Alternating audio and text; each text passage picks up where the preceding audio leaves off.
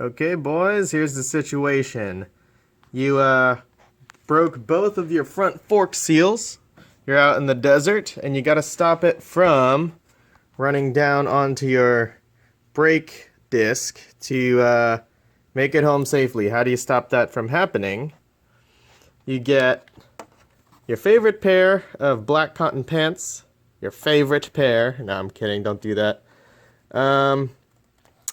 And you pretty much make some ghetto fork boots out of it. I don't know why you'd be running in the desert without fork boots, but if you were, this is how you would do it.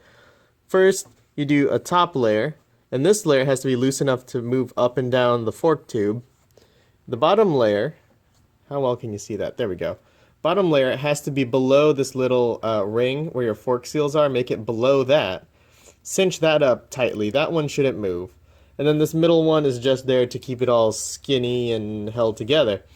The whole point of this is that this will soak up the oil, and the wind blowing at it from the front while you're riding will evaporate the oil off of the cotton. I've used this about twice on 2 different bikes on 2 different emergency times, and I've since learned to use these all the time. You can put these on, since they're not bike specific, you can cut the cotton to any size you want. It pretty much works on lots of bikes. The only concern is like if it rains or something, the cotton will soak up the water, and that will keep water pressed up against your fork tubes and could cause corrosion and stuff. So this really is a short-term emergency stop oil from leaking onto your brake disc situation. Sorry for the bad filming, I'm working with what I have at the moment.